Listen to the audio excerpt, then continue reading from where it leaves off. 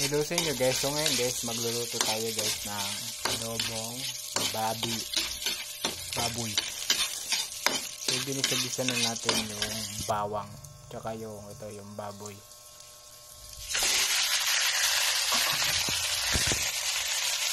Hindi pa tapos yung nalo-halo na natin. So mekos na natin. Hindi, maglagay na ako ng paminta.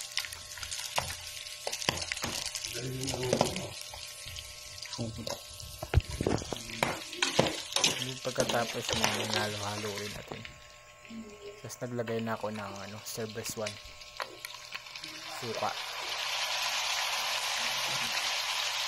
So yung natin dito, adobong toyo, hindi siya yung masabaw. Tapos naglagay na rin ako ng toyo. Girlfriend mong may toyo.